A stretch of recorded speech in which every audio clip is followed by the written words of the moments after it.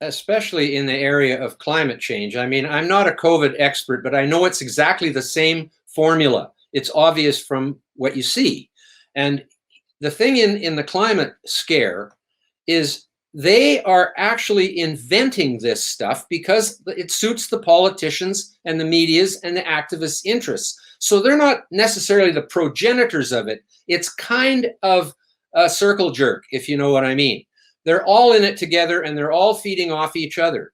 But the scientists are actually the ones who are willing to lie about the history of the Earth. Can I pause for a second and just note that we got Brian on here who's getting Congressman Massey on, and our typical lineup includes like homeless people that believe in Bigfoot. Welcome to the Brian Nichols Show, your source for common sense politics on the We Are Libertarians Network. The Brian Nichols Show is the fastest growing liberty podcast that brings together people from all means of political thought as we seek to have meaningful conversations about the issues you care about.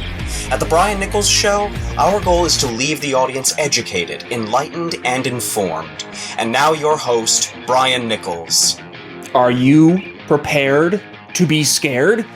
Well, don't worry. We're not going to scare you here in the Brian Nichols Show. Welcome, folks, to Monday's episode. Yes, I am your humble host, Brian Nichols. I don't want to scare you because today's episode is one Dr. Patrick Moore. And what were we talking about? The unified theory of scare stories. That's right. We are conditioned as a society to be afraid. Why? Because an afraid populace will definitely look to something to keep them safe and secure. And when government's presented as that solution, well, by all means, please fill that void, government. So Dr. Moore joins the program today to discuss how such good-intentioned organizations, one that he even founded, like Greenpeace, which was focused on helping with conservation, environmentalism, and so forth, has been co-opted into this completely ludicrous notion of being really anti-human. So today, digging into not only that, but also the experts. We've been told to trust the experts, especially in an era of COVID, and yet we've seen experts aren't as infallible as we once thought, and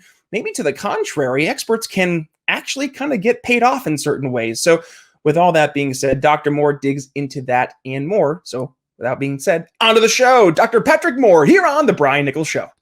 Hi, Brian. Good to be here. Thank you so much for joining the program, Dr. Patrick Moore. I've been really looking forward to this conversation because, candidly, you've been doing so much work in helping protect the environment. And from a conservation standpoint especially, that's something I think folks on the right, they should be having more of a conversation about. So for folks maybe who aren't familiar with you, which I would dare say is few, but there are going to be a few folks out there, Dr. Moore. So let's kind of walk through your experience here in the greater environmental conservation movement, starting specifically with Greenpeace. Well, I was doing a PhD in ecology in the late 60s before that word was actually printed in the public media yet. Environment was being talked about more, though, but it was also the height of the Cold War, the Vietnam War, the threat of all-out nuclear war, and of course the emerging consciousness of the environment. Those things came together into a concept called Greenpeace. It all started when a little group of people, including myself while I was doing my PhD, began to meet in the basement of the Unitarian Church in Vancouver.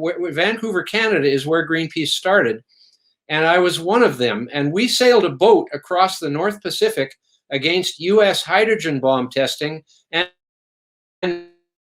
we went up against what was arguably the most powerful organization in the world, the U.S. Atomic Energy Agency, with all their nuclear weapons. And we beat them because President Nixon canceled the remaining hydrogen bomb tests. And this was kind of the cusp of the Cold War. From there on, it began to de-escalate. And Russia and the United States started talking about reducing the number of nuclear missiles and all that. And then we went on to stop French nuclear testing in the South Pacific and to stop the killing of 30,000 whales every year on the high seas by actually going out there and getting in front of the harpoons. And then we stopped the slaughter of hundreds of thousands of nursing seal pups every year off the east coast of Canada. And then we went after the toxics. And then it got interesting. But also what happened along that way, I was in the top committee, eventually helping create Greenpeace International in 1979. And I was the only one with a science education in our whole list of international directors, 6 of us. Not, all the others were political scientists, social activists, people trying to make a career in the environmental movement because now you could actually make a living at it. And some funny things happened along the way. One of them was that the word peace kind of got dropped. We were still called Greenpeace, but really it was all about green. And the environmental movement started to talk about humans as the enemies of the earth, the enemies of nature, as if we were the only evil species on the planet. Like, that is way too much like original sin for me, like fire and brimstone religion. And I'm a spiritual guy, but I'm not into being the most only evil thing on the planet. I know that's not true. And so there was that high level philosophical point. And then my fellow directors decided that the next campaign should be to ban chlorine worldwide. Well, chlorine is one of the elements in the periodic table, so it has a place in the universe. Right. And I didn't think that was really right to think you could do that. Well, of course you can't. But most important, it's the most important element of all 94 natural elements for public health and medicine. Putting chlorine in drinking water is the biggest advance in the history of public health and in our swimming pools and spas, and to prevent waterborne communicable disease. And 85% of our medicines are based on chlorine chemistry, and 25% of our medicines actually have chlorine in them. So I just couldn't stay in an organization that was thinking along those lines, and had to get out and decided to become a sensible environmentalist, or the sensible environmentalist, basing my policies on science and logic rather than misinformation, sensationalism, and fear. Fear being the common denominator. And that's why I have invented the unified theory of scare stories, which I'd be glad to explain to you now. I would love to hear that, because I think what we're going to hear, Dr. Moore, is a correlation likely in the way that the narrative as it pertains to COVID really has been discussed, because fear seems to be that reoccurring theme. Evidence, data to be damned. I will focus mostly on the environmental stuff, but you are 100% correct. COVID is invisible. And the unified theory of scare stories, people might know that in physics, there's this sort of holy grail called the unified field theory, where all of the theories about gravity and heat and light and everything else all come together in one unified theory, sort of like E equals mc squared, times 20. It's probably never going to happen. But the unified theory of scare stories may not get me a Nobel Prize, but it is a true thing. And that is that all the scare stories, pretty well since the beginning of human civilization, have been built on things that are either invisible, like CO2, radiation, whatever bad thing there is in genetically modified foods, which obviously doesn't exist, because not only can't they show it to us, but it doesn't have a name or a chemical formula. That would be a clue. Most things have names and chemical formulas if they are a thing. It is not a thing. It is nothing. CO2 and radiation at least are real things. And then there's the COVID, which is another classic case of something invisible that they can build a fear campaign on. There's reason to be concerned about COVID, obviously. I'm not an idiot, but I'm also not someone who's going to be taken in by the idea that after you've been vaccinated, you still have to wear a mask outside. Right. That sort of thing. It doesn't make any logic to me. Then not only invisible, but also so remote, like polar bears and coral reefs and the Great Pacific Garbage Patch, which I can fake. There's no such thing, right? It does not exist, but nobody could see if it did or not, because it's thousands of miles in the sea.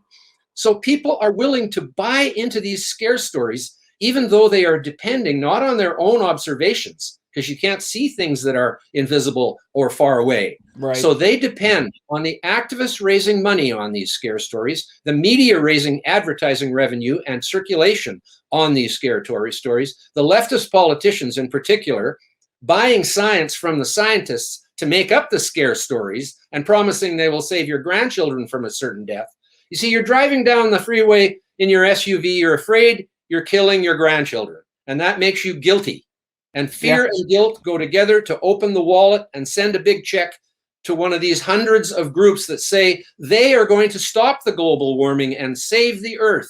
No, they're not. They're just going to collect your money and keep saying that the earth is coming to an end. They're not going to stop it from coming to an end, because it isn't going to come to an end. hard to stop something that isn't going to happen. Right. Well, there you have my theory in a nutshell, Brian, and I'm sticking to it. I like it. No, I like it because it's true. And I'm in sales. I'm a sales executive in the greater telecommunications industry. And one of the things that everybody in sales know, the number one and two things that sell are fear and love. And we see this right now across the board, that fear right now is the number one selling point. There's a CNN tech director, I believe he was, who was caught on hidden camera, basically admitting as much, that fear sells. I saw that. Yes, and that climate change is going to be the next big thing. And Dr. Moore, you started to mention this. I didn't actually think about this in the conversation today, but I do think it has some merit, not just in the conversation as it pertains to the conservation environmentalist debate, but also in this greater COVID discussion, is that there are scientists, and we've heard this discussion nonstop. Trust the experts, trust the scientists, but scientists can have bias. Scientists can be influenced. Could you speak to that a little bit more, please? Well, especially in the area of climate change. I mean, I'm not a COVID expert, but I know it's exactly the same formula. It's obvious from what you see. And the thing in the climate scare is they are actually inventing this stuff because it suits the politicians and the media's and the activists' interests. So they're not necessarily the progenitors of it. It's kind of a circle jerk, if you know what I mean. They're all in it together and they're all feeding off each other. But the scientists are actually the ones who are willing to lie about the history of the Earth. For example, that CO2 is lower now than it has been throughout nearly the entire history of life, and that just 20,000 years ago, at the peak of the most recent glaciation event, which is one of 40 which have occurred in the last 2.5 million years during this Pleistocene ice age that we are locked in. See the ice behind me on the mountain there. And I'm not even barely more than halfway to the North Pole from the equator here on Vancouver Island. And the whole Earth on the poles is still covered in ice, even in this interglacial period, which is a warmer period. But it's not only lower CO2 now than ever in the history of the Earth.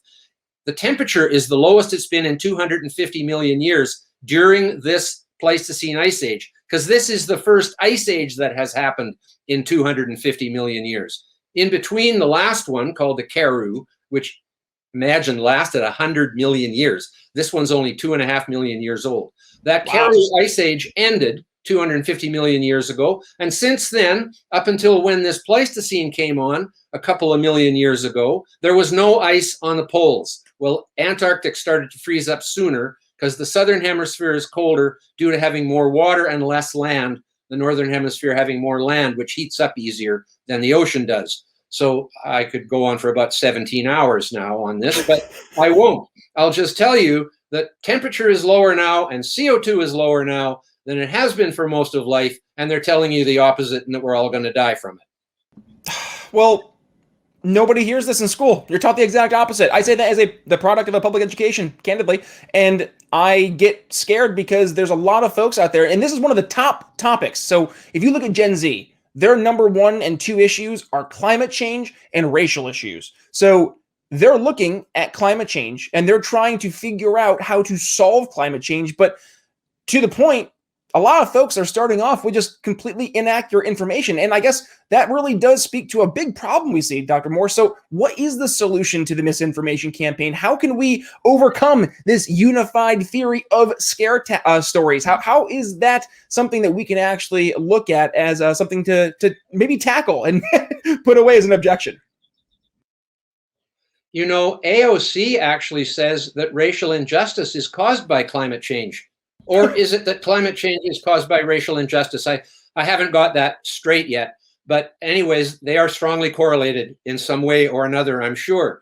So it's so completely ridiculous, it's hard to even discuss it because there is nothing to it. It is a total hoax. It is a total scare story, just like all the others. Another way of putting it is all the doomsday stories that have ever happened from the beginning of civilization have been false.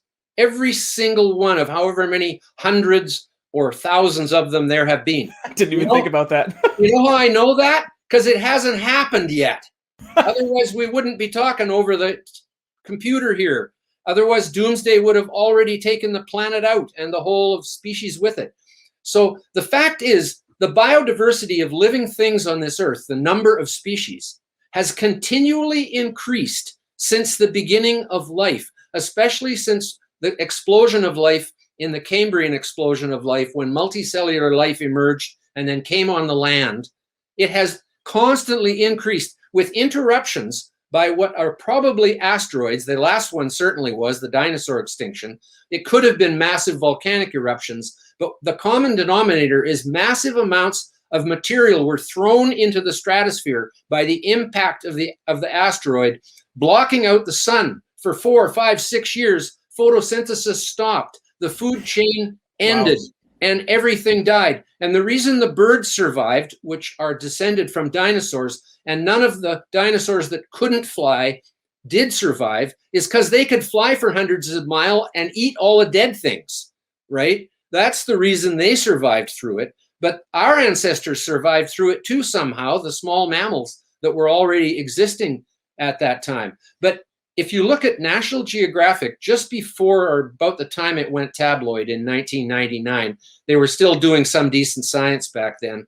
All the popular science magazines have gone extremist. New Scientist, Scientific American, Science Magazine, and National Geographic. You can't believe anything you read in them anymore. But at that time, they published a graph which showed the ever-increasing biodiversity on planet Earth. And it is a true thing. So evolution is so powerful that even though there's been 5 massive extinctions, in some cases wiping out 90% of all the species on Earth, when it came back stronger than it was before. So life is a very powerful force on this Earth.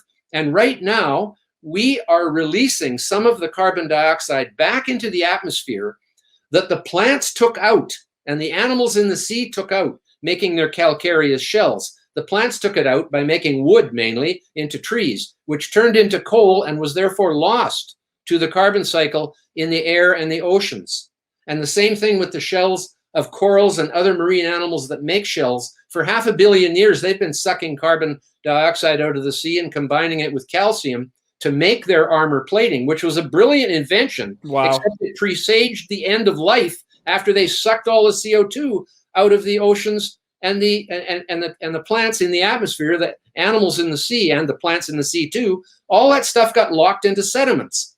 Now we're putting it back where it belongs, if we want some life to continue, into the atmosphere. So people don't realize that all the fossil fuels were made with solar energy. Fossil fuels are made from life. They're not made from Mars, from some death machine that came down here to poison us all. They're actually made from life. So get with it, people. Carbon dioxide is the essential element for life, along with water. Those two things are what photosynthesis uses to make sugar, to power the entire life on this planet with energy. Sugar, glucose. Cellulose is polyglucose. Cellulose was life's first plastic. We didn't invent plastic. Life invented plastic. Cotton is plastic because it's made from cellulose, which is a polymer of glucose molecules. In other words, a plastic. So there's lots of plastic in life all over the place. Our membranes are made out of plastic in many cases. Would it be fair to say that the approach that, and we've seen this, the approach that we need to start slowing down the warming up, would it be fair to even maybe make a counter argument that are trying to slow down the inevitable, I guess, warming, to your point, could actually end up doing more harm than good per what should, I guess, be happening per the cyclical nature of it? We could not slow down the warming of the Earth in this modern warm period if we tried, as far as I know. I mean, Bill Gates says he's going to block out the sun for a few years. That'd be great for crop production, wouldn't it? What an idiot. I mean, he should stick to chips, those things that are in computers. I don't know much about them, and he doesn't know much about biology or the history of the Earth, obviously. But, you're making me talk about so much stuff that I forgot to mention my book already. Oh, goodness, yes. I actually have a new book. That's why I'm talking to you so much. Yes, please. Let's dig into that, because I mean, I could go on all day about the conversations about, first and foremost, the economic policy, because this is something that I think we're going to be seeing next 10 years. This is going to be top of mind. But yes, let's dig into the book. Dr. Moore, please. I'll let you set the stage. I think who better to introduce your book than you? No, but really, economic policy they're signing a death warrant for Western civilization here. I mean, there's no doubt about it. But my book is titled Fake Invisible Catastrophes and Threats of Doom. And there's a little man on the front with a sign saying, "You will perish in flames." I stole that from Ghostbusters. It was such a classic line in that film. And so, and the EPA was a bad guy, by the way. The EPA was a bad guy in Ghostbusters. I think everybody needs to remember that at the end of the show, who's the bad guy? It wasn't Bill Murray. It was the really mean EPA guy that was trying to release all the ghosts for the economic contamination. So just want to make sure we remember that. Bill Murray nicknamed him Pencil Neck in the movie. That's right. He was like the mayor's assistant. And it was such a funny movie. I mean, I watched it about 8 times. But Fake Invisible Catastrophes and Threats of Doom is based on this fact that all the scare stories are about things that are invisible or remote. So it's not just about climate change. That is one of the most complex subjects in the book. But it is also about the polar bears and the coral reefs and radiation and nuclear energy and the energy issue in general. And it debunks in 11 chapters, 11 different scare stories. Like, for example, Sir Richard Attenborough actually wants us to believe that walruses are leaping to their death, committing suicide in Russia off cliffs because there isn't enough ice because of climate change, when in fact a pack of polar bears was sneaking up behind them and about to eat them alive, and they chose jumping off a cliff instead of being eaten alive by polar bears. After they jumped off the cliff and died, then the polar bears went and ate them while they were dead, and I'm sure the walruses preferred it that way. But that's the kind of garbage that is being, he's going to Davos and the World Economic Forum and making people break down weeping because of the walruses jumping off the cliffs to their death because of climate change. And another one of his, I mean, I blow him away 3 times in this book because he is so good at lying with a tear in his eye. And he's telling us that albatross, seabirds, breeding on islands way offshore out in the middle of nowhere where no one can see what's happening. Talk about remote. He's saying that the albatross are feeding plastic to their chicks, mistaking it for food. It is true that seabirds give plastic bits to their chicks. They do it on purpose because birds have gizzards, which is a muscular stomach where their food is ground. Birds don't have teeth. They have to swallow their food whole. So say when they swallow a squid, they keep the beak of the squid, which is a solid object, in their gizzard. They don't poop it out. They just leave it there so it can help grind up their food. They also are fed bits of pumice, which is floating volcanic ash, because it's like a sponge, so it floats. They use nuts. They use bits of wood because there's no pebbles in the ocean. They don't float very well. So whereas land birds all use pebbles to feed their chicks before they fledge, and then for the rest of their life, they have to ingest pebbles. They're not eating them. They are ingesting them as a digestive aid in their gizzard. I think Richard Attenborough knows about that. He wrote The Secret Life of Birds and did a 10-part series on BBC about birds. So he knows that birds have a gizzard and that they feed their chicks bits of hard objects. And for the last 50 years or so, since plastic got in the ocean, where it's no different than a piece of driftwood from a physical point of view, if it floats, the species lay their eggs on it. They eat what's ever growing on it. They grow on it like barnacles grow on it. And seabirds use it as a substitute for the other hard objects that they've been using for millions of years in order to help their chicks digest their food. So it's a perfectly natural, good.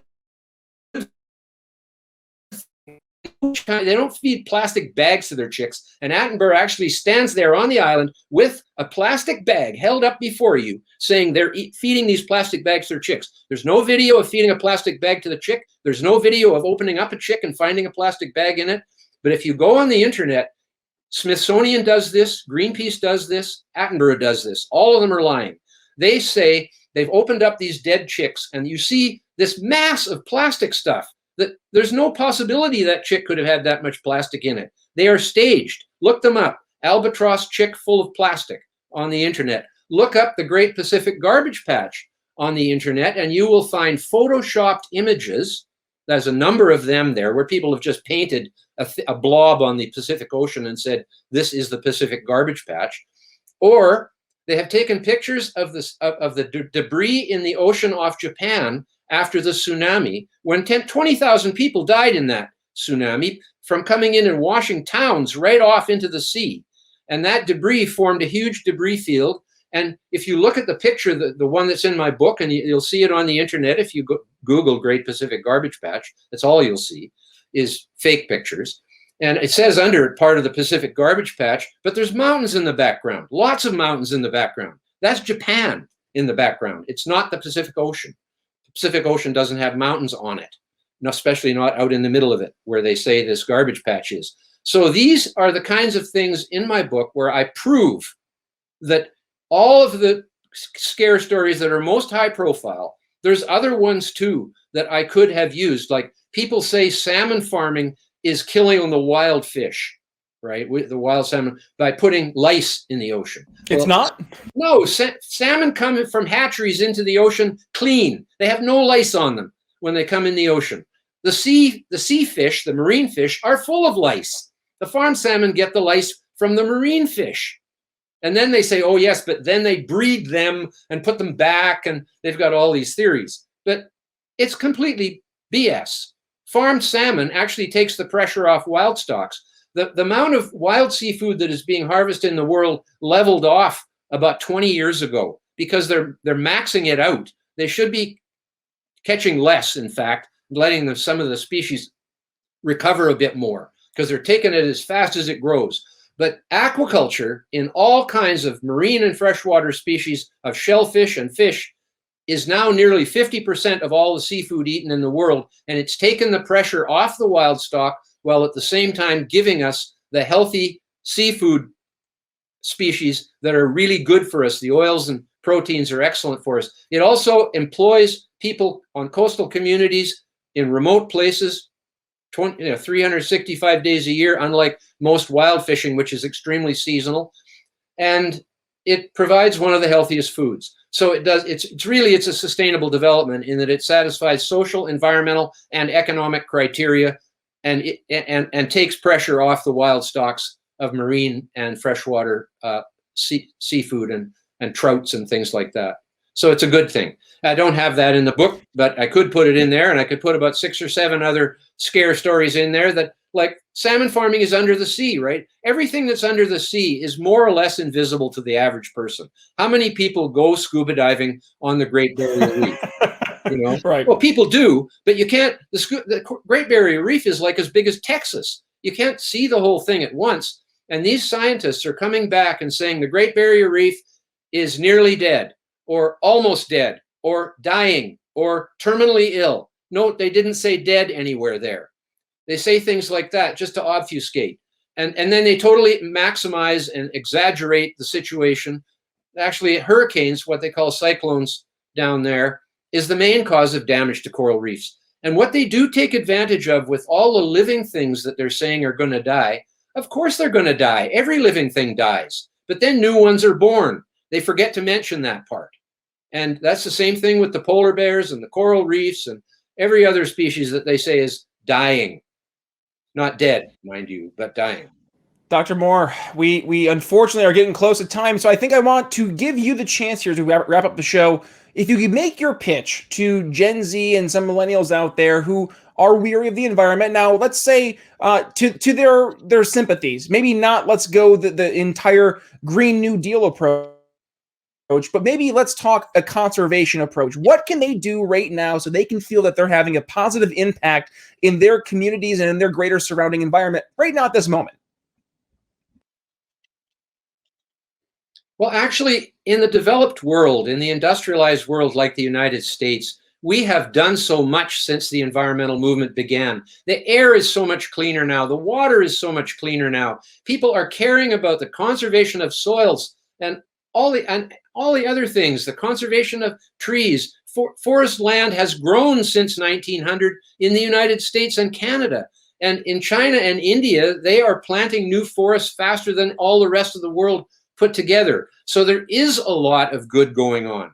Focus on the land, focused on ecosystems, and don't make it out as if nobody can build anything or that the people are always the enemies of nature.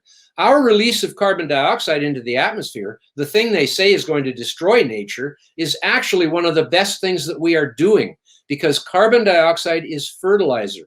So the environmental movement has turned everything on its head since it started with good intentions, mainly of conservation.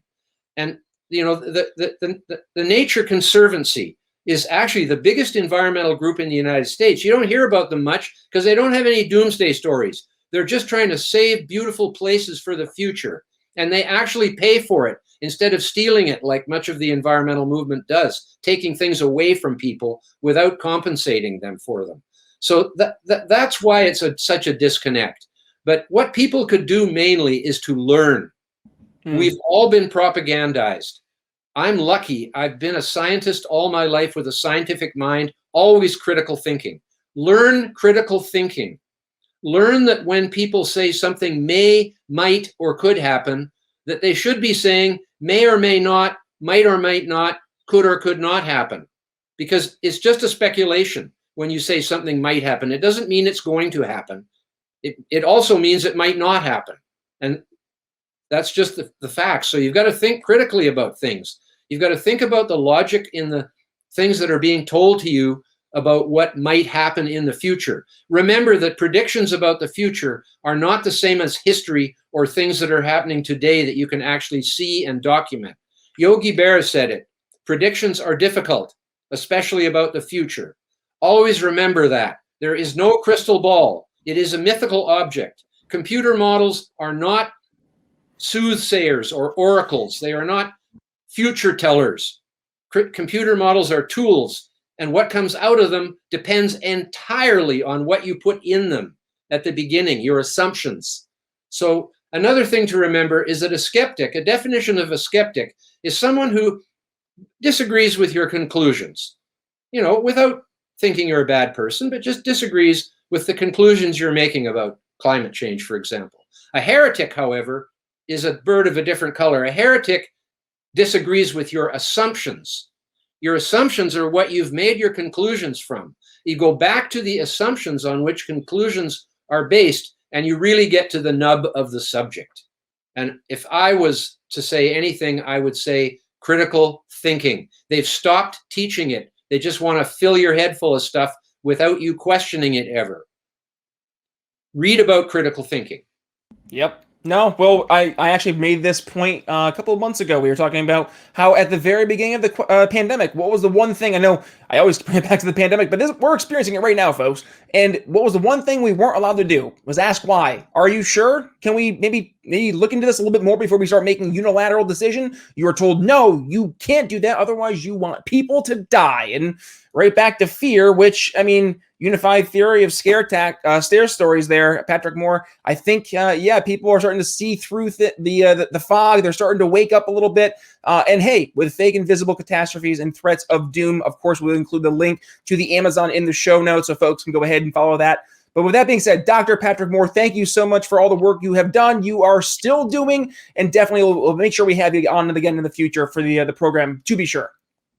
Thanks very much, Brian, and thanks all you watchers and listeners out there. Critical thinking and carbon dioxide is the most important food for all life.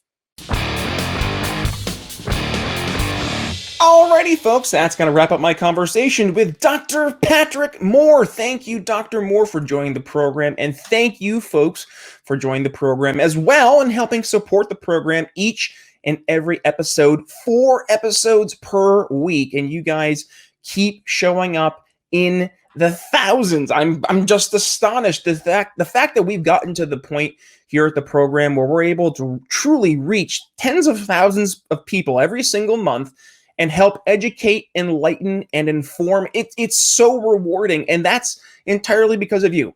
Thank you for all your support and helping us, have these conversations about the issues that people truly care about. Right now, climate change is an issue that's on a lot of people's minds. So even if you don't agree with Dr. Moore's perspective, it's important that you hear the perspective, because it's important. Let me rephrase it this way. It's important for us to know how to have a conversation, to know how to have a dialogue with one another. We see too often that it's if you go to CNN, go to Fox News, it's two talking heads, not having a conversation, trying to learn from one another and to understand one another, but rather to talk past one each other to make political points. That's not what we try to do here at the program, and that's not what we teach here at the show, right? We teach not just how to sell, but also how to reach people where they're at, which essentially is a form of marketing, knowing who your target market is, looking at the data, making sure we're reaffirming we know who we're trying to talk to, but also making sure that what we're talking about is things that they actually care about. You can't just preach all day about what you think is important. We need to talk to people about what they think is important and then help change their ideas and perspectives by asking phenomenal questions. So, hey, does this sound interesting? Do you think that this might be something you want to learn a little bit more about how to do? Well, guess what? You can become a supporting member of the Brian Nichols Show Patreon, $5 a month. Number one, you will go ahead and learn how to pique interest, and I will help you do that by sending you a Don't Hurt People, Don't Take People's Stuff bumper sticker. That's right, that you'll get that just at the onset at the $5 a month level, but also you're going to start to get involved in some awesome conversations, learning how to ask better questions, how to be a better salesperson for liberty. That's over on our Patreon. You can find that in the link here down in the show notes. Also, folks, for you longtime audio listener, remember, we have a YouTube version. So if you're watching the YouTubes, it's 8 p.m. Eastern here on Sunday night. You get to catch the program an entire day before than everybody else. So if you want to go ahead and check every single episode out before it airs on audio version, make sure you head over to the YouTubes, hit that subscribe button, hit that notification bell, and make sure you hit like on every single episode of the program. And folks, if you have not had the chance yet, follow me, social media right here at B Nichols Liberty, Twitter, Facebook, minds.com, and parlor.com. Email me, Brian at BrianNicholsShow.com. And also, if you want to go ahead and support the show by giving us a 5-star rating and review over on Apple Podcasts, I would greatly appreciate it. It costs you absolutely nothing except maybe 2 minutes of your time or so to tell somebody why you get value from the program. Hey, I know there's a couple thousand of you right now who are listening. Let's go ahead and say 5 of you go to Apple Podcasts. That is huge, because those 5 reviews will start to add up every single episode, and all of a sudden we're going to have 100 or so reviews, and those 100 or so reviews are going to reach people out beyond our Liberty echo chamber, and they're going to say, oh, I wonder what this podcast is about. And that's because of what you at the Brian Nichols Show audience are able to do. So I'm going to ask you to help us grow the show and help us spread the message beyond our Liberty echo chambers. Please go ahead to the Apple Podcast, give us that quick 5-star rating and review. Talking about telling stories, who is really good at telling stories? Good friend of the show, Matt Kibbe from Free the People. I last got to have a conversation with Matt over on his program, The Amazing Kibbe on Liberty. I ventured down to, the Lion's Den, Washington, D.C. Mind you, this is before we decided to have, chains and military guard all around the Capitol building. It was a different world, to say the least, but still in the era of COVID, D.C. was kind of weird to begin with. Got to hang out with a good friend, Brad Palumbo from Fee and Breaking Boundaries. But when I talked to Matt, we were talking about how we can sell liberty more by asking more questions. Well, I'm going to start talking to Matt today, and I say today on Wednesday, talking about telling stories. Let's specifically dig into what kind of stories are really changing people's minds and how we can effectively tell stories. What's the story look like from start to finish, the best way to communicate the ideas that we present here in story form. So if you're interested in that amazing conversation coming up here on Wednesday, make sure you've hit subscribe so you're not missing a single episode airing not only on Wednesday, but coming up here later this week as well. So with that being said, folks, thank you so much for joining us here on the Brian Nichols Show. With that being said, it's Brian Nichols signing off for Dr. Patrick Moore. We'll see you Wednesday. Thanks for listening to The Brian Nichols Show. Find more episodes at briannicholsshow.com.